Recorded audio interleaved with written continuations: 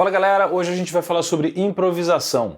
Nós vamos falar sobre uma forma bastante interessante e rápida para que você gere resultados interessantes, ou seja, resultados musicais enquanto improvisa, baseado em algumas ideias que a gente acaba subestimando ou acaba simplesmente esquecendo. Vamos lá.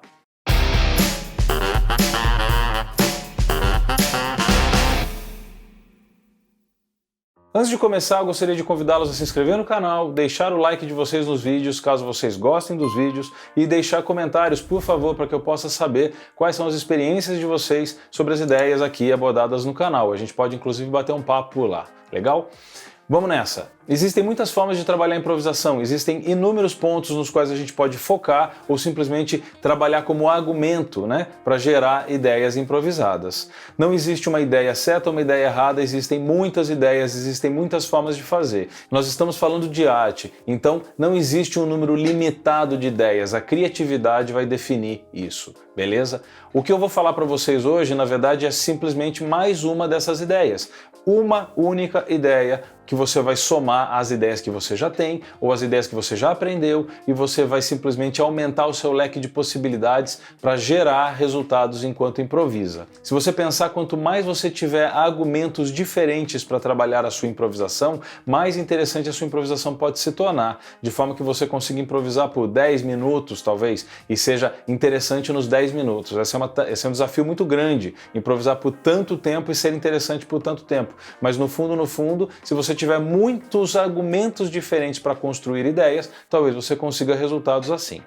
Vamos falar sobre uma coisa muito interessante aqui, muito importante, que é a seguinte: a gente costuma subestimar alguns elementos, com base na nossa observação daquilo que é muito possivelmente mais complexo ou mais difícil de se obter. Eu vou dar um exemplo muito simples. Quando a gente começou a estudar guitarra ou violão, a gente olhou para a mão esquerda e falou: uau, essa mão deve ser a mão que dá trabalho pra gente, né? Por quê? Porque ela fica pulando de lá para cá, ela é visivelmente mais sedutora, e isso faz com que a gente, quando começa a estudar um instrumento, exceda, talvez, na quantidade de atenção que oferece para essa mão aqui. Mas essa mão é responsável por simplesmente tocar as notas, e quando a gente negligencia essa mão, a gente acaba tendo um problema gigante para resolver lá na frente, porque a qualidade da sua sonoridade depende obrigatoriamente desse cara aqui. A mesma coisa a gente faz com rítmica.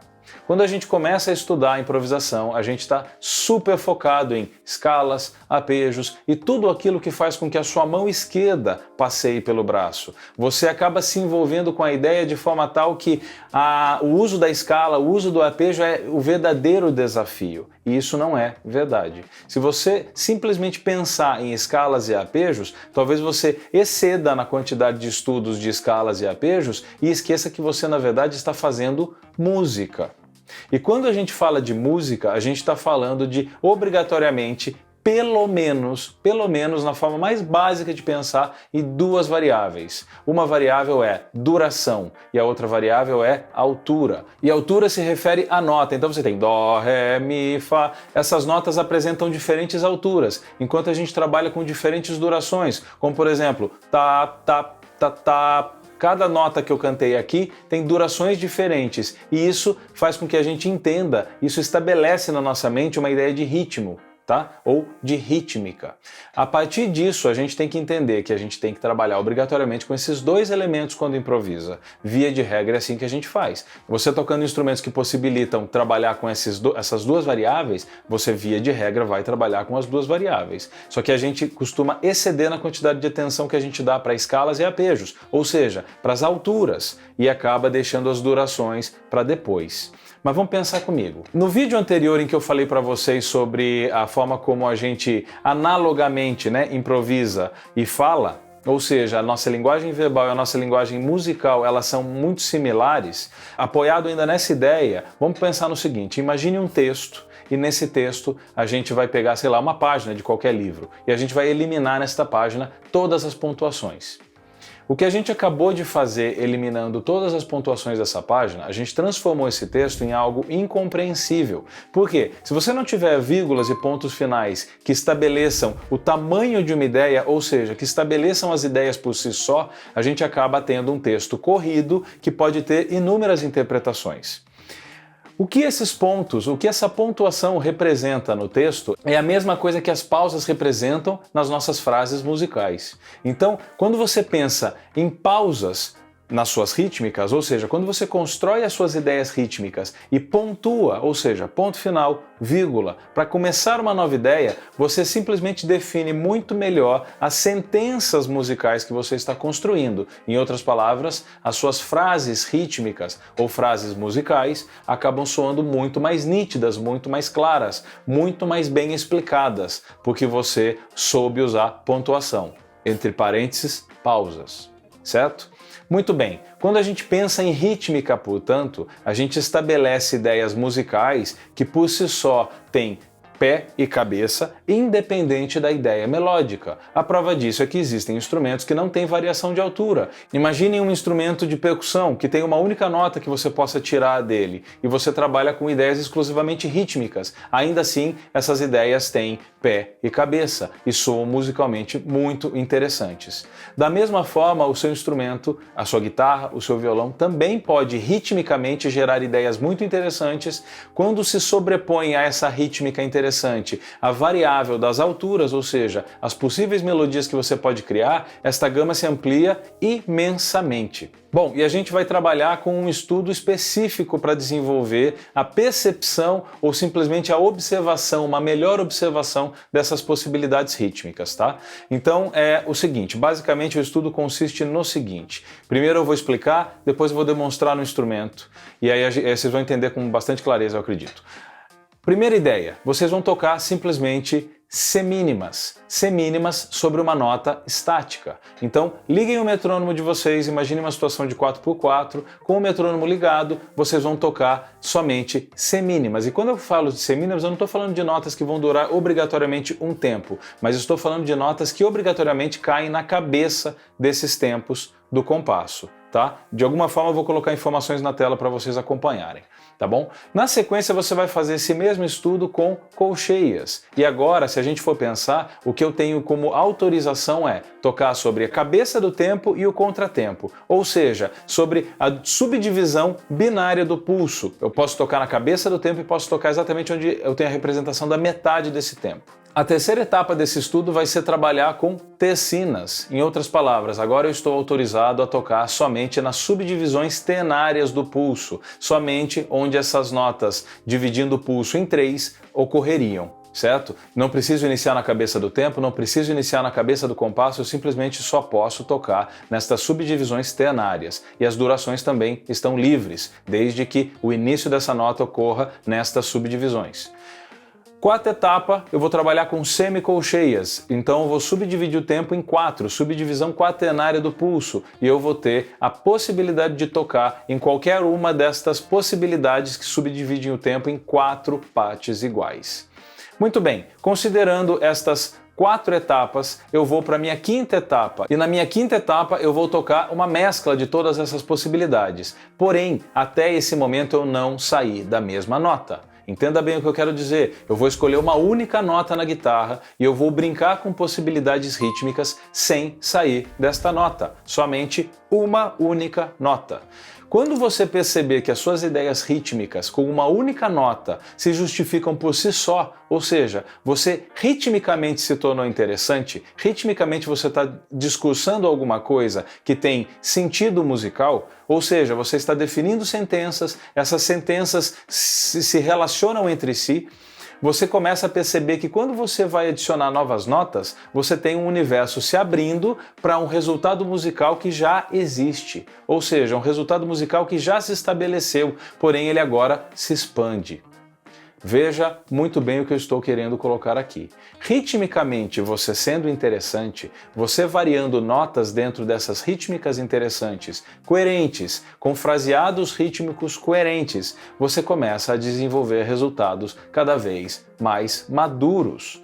E isso é completamente diferente de você subir e descer escalas, porque geralmente quando a gente sobe e desce escala, ou sobe e desce arpejo, a gente está trabalhando com uma rítmica de certa forma estática. Possivelmente a gente está trabalhando com muitas notas com a mesma duração. Ritmicamente a gente não está falando muita coisa.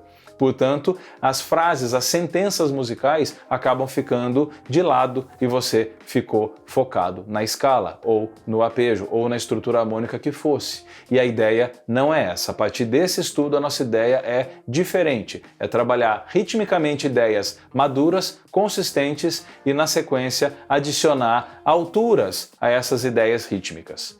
Vamos para a guitarra, tá? E eu vou mostrar para vocês como eu faço esse estudo, inclusive uma ideia de improvisação dentro desse estudo. Então agora com a guitarra eu vou mostrar para vocês como é que eu pratico o exercício trabalhando com as diferentes figuras rítmicas, ok? Então eu vou começar agora com a semínima e isso significa que eu vou tocar sobre as cabeças de tempo, não necessariamente respeitando a duração da semínima, mas eu vou iniciar notas sempre na cabeça de tempo.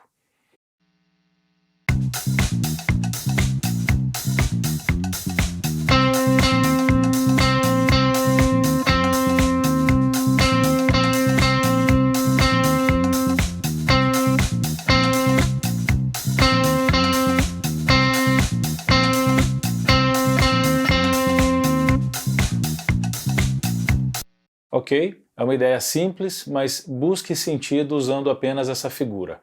Na sequência eu vou utilizar colcheias, significa que eu vou poder tocar sobre cabeças de tempo e contratempos, ok? Vamos lá, mais uma vez.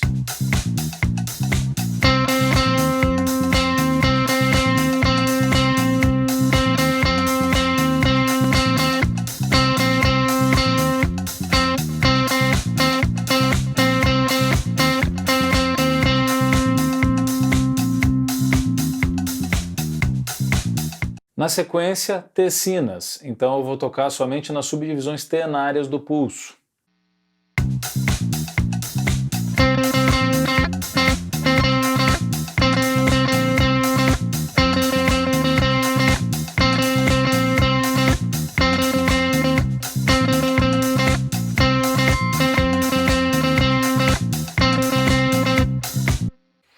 E semicolcheias, e agora eu vou poder tocar em toda a subdivisão quaternária do pulso.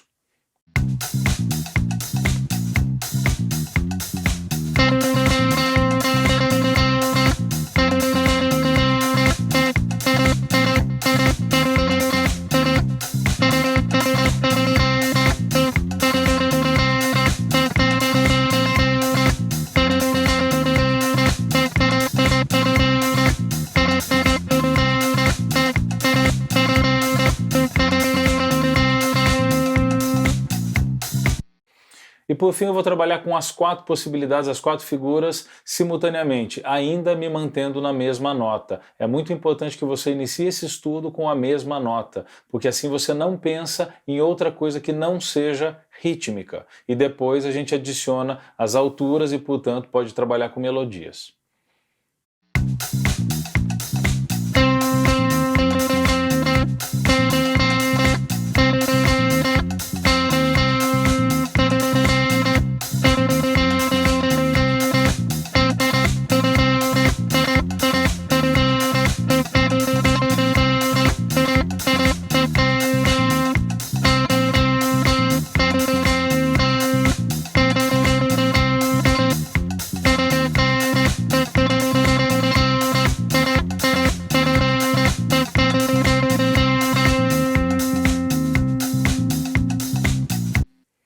Ok, agora então eu vou fazer um improviso curto, usando diferentes notas, mas ainda assim me mantendo focado em rítmica. Vamos lá.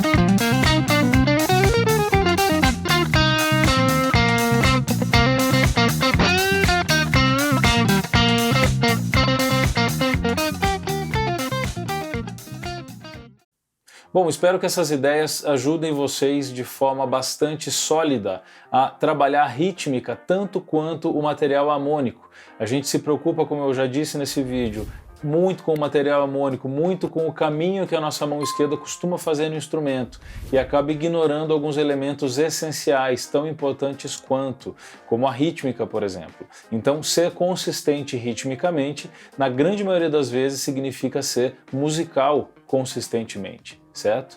Então vamos pensar nesse trabalho como um trabalho bastante sério para quem está buscando resultados musicais enquanto improvisa. Tá legal? Deixem seus comentários para que eu possa saber o que vocês pensam desse estudo, quais foram os resultados de vocês com esse estudo, ok? E a gente se vê no próximo vídeo. Valeu, galera!